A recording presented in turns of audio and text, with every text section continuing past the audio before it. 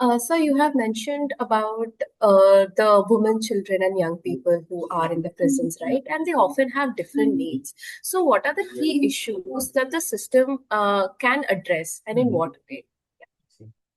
See, women are doubly marginalized in our system.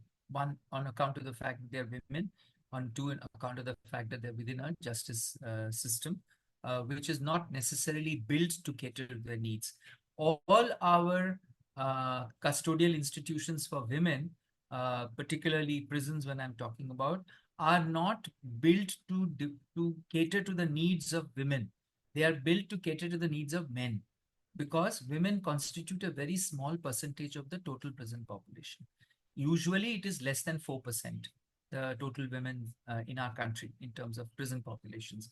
Now, if they are less than 4%, 95% and more are men in these prisons. And the prison department, because government works on the principle of viability, uh, suppose there is one child who is in terrible condition, the government cannot come out with a scheme for that one child. You need to have a sufficient number of children in that particular situation for you to claim that government should create a scheme for that. So similarly, when it comes to women prisoners, they are few in number.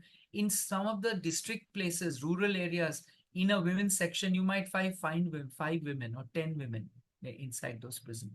But in larger districts, in cities like Mumbai, for example, the Baikala district women's prison, there are almost 250 to 300 women. In a place like Thane or Kalyan, you might have 50 to 100 women inside these settings.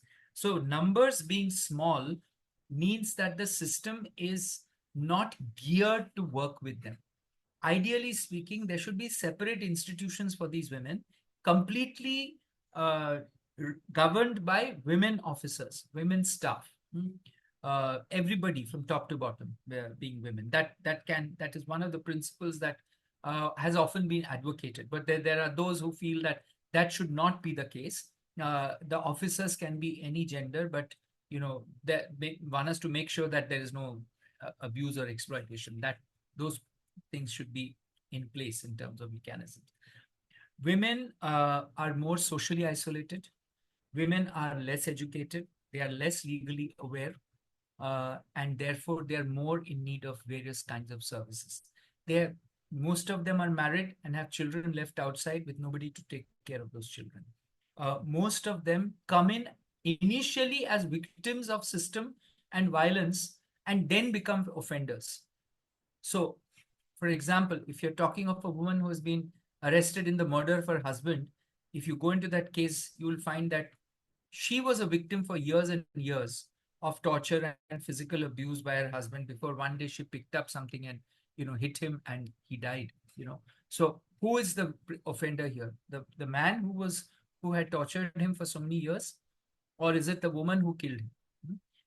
So every case of a woman, I won't say every case, but at least 70-80% of cases of women, you will find the history of victimization, history of violence, history of abuse, and neglect. And that is what leads some women to break the law. So that situation is very different from the situation of male prisoners.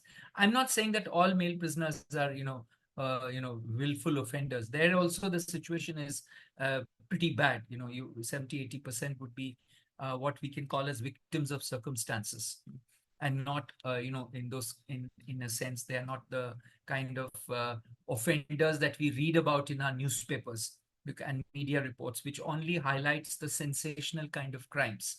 Yeah, most people who are in prison are arrested in ordinary crimes, which don't hit the headlines, which doesn't, where people really don't matter. Like somebody who's picked up a wallet of somebody in a local train ends up in prison is not the kind of offender about which you are going to write any newspaper article.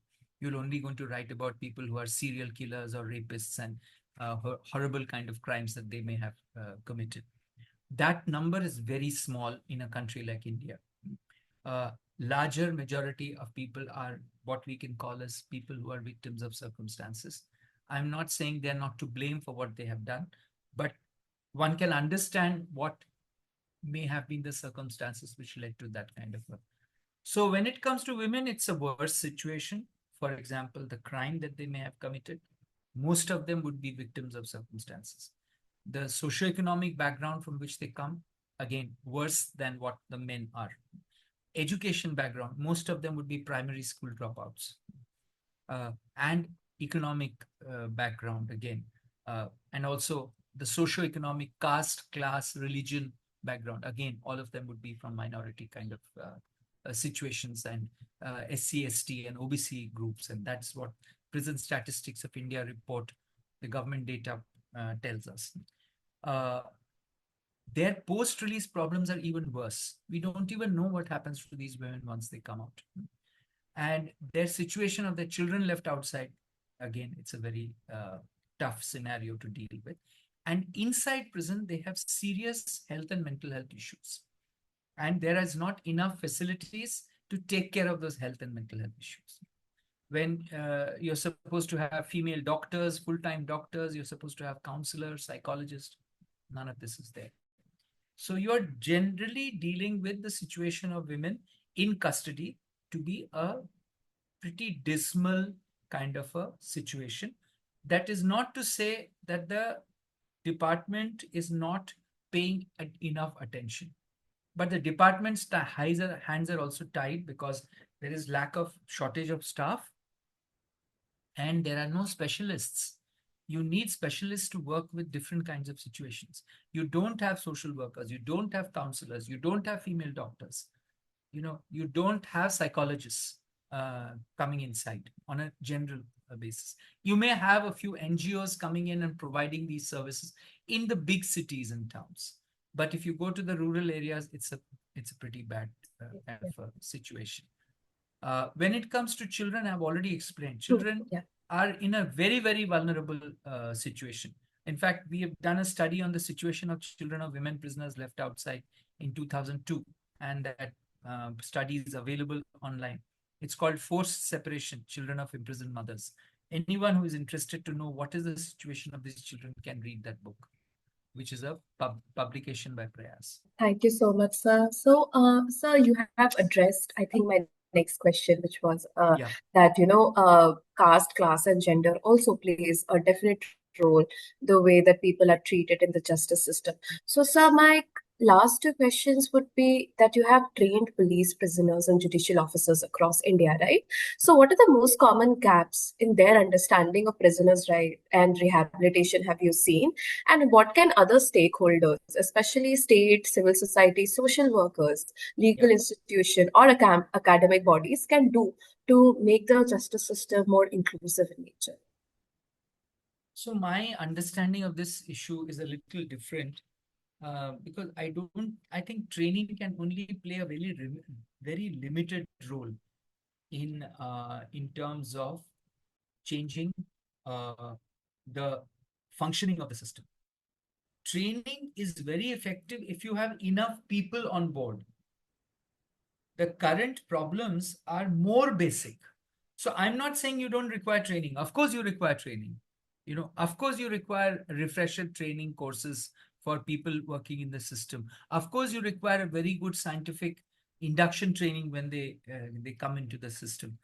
But my issue is that when you have a system which is broken and beaten, you cannot expect a panacea coming out of it through training.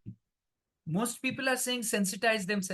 How much will you sensitize a force which is already demoralized, which is understaffed, underpaid, living in terrible working conditions? Right? You look at the life of a prison officer or a police officer. They are working 12 to 14 hours a day. They don't have leave. Their salaries are not what it should be because of the kind of responsibilities we are imposing on them.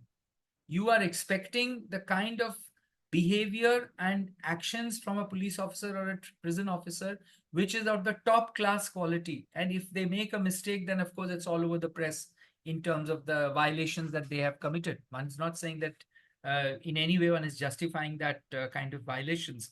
But if you are expecting that kind of behavior from them, you have to have sufficient number of people in those services. You have to train them properly, you have to pay them well, and you have to give them decent working conditions and decent living conditions. Look at the kind of staff quarters in which they live. Next to the prison, building will be the staff quarters. They look like chawls, which are dilapidated, which is not leaking, there's not good facilities, etc., etc. You know about there is a it's common knowledge that almost 40%, 30-40% of constables in Mumbai police live in slum areas because they don't have proper housing facilities. So my issue is training can only serve a little small purpose in the given circumstances. You know, the real gap is in the fact that the structural system itself is not in place properly. There is more than 30% vacancy in staff positions in our criminal justice system across the board. Across prisons, police, and judiciary, on an average, there is 30% vacancy. Again, you can refer to the India Justice Report for this. When you have 30% vacancy, that means they don't have staff to spare to send for training. You know, Prayas has been doing training of prison staff and prison officers across. In the last 3 years, we did quite a lot of trainings. Every 3 months, about 30 to 40 people coming together and doing training for them. But it's a real problem. We cannot even have trainings for 2 days or 3 days because there is no staff to be released. If they are sent on training, there will be nobody in the prison to guard and to take care of the basic functions that they're supposed to take. So at the most, we can do 1 day or half-day trainings. How much can you achieve in those kind of small exercises? And you can keep on telling a person that he or she should behave in a particular way, but if he or she is not well taken care of themselves, how do you expect them to, take care of others? Others, yeah. Yeah. So I'm making a broader point while I'm saying that training is very important. And but once you fix the basic issues, then you can talk about training. Okay. Thank you so much, sir. Sir, in addition to that question was that what can the other stakeholders do? So could you elaborate on that? So firstly, there has to be, greater political will to invest in the system. The system has to invest more. Budgets have to be larger. And the investment should be not just in infrastructure. Every time you read in the newspaper that the government has sanctioned so many crores or 100 crores for building a new prison or building a new system, but are you also looking at what kind of human resource infrastructure is going to come with it? First you fill up those gaps. Existing gaps are there, fill up those, then you talk about adding to more resources. So that is the first thing. Second is, our politicians need to get more sensitized to the fact that most people who end up in the justice system are not people who can be termed as evil people or people who are so-called habitual offenders, etc. Most people who end up are, again, I'm saying, victims of circumstances or situational offenders who can easily be pulled out of the system and brought back into the mainstream if sufficient investment is to be done. The media narrative has to change. The media is only interested in covering crime if it is to do with sensational cases. They are not interested in covering the kind of mundane issues, quote unquote, which I am talking about in this podcast. They are not interested to know that there is so many vacancies. How much can they report on that? The life of a prison constable or life of a police constable or an officer, how much can they write about that? Doesn't make headlines. So there is need for systematic kind of reporting on this issue. There is need for the academic community to come together to work on research on these areas and look at where are the problems in our system and what needs to be done about it. So if you are talking about who are these other stakeholders, there is government, there is the political class, there is the media, and there is the academic bodies, and finally the general public. That is the root cause. If the public narrative changes, then a lot of the other things will change. So it's a kind of a cyclical kind of a situation when it comes to other stakeholders.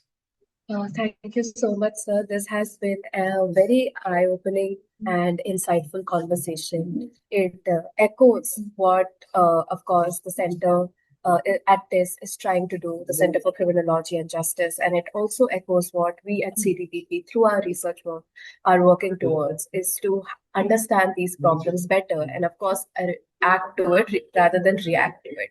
So, thank you so much, sir.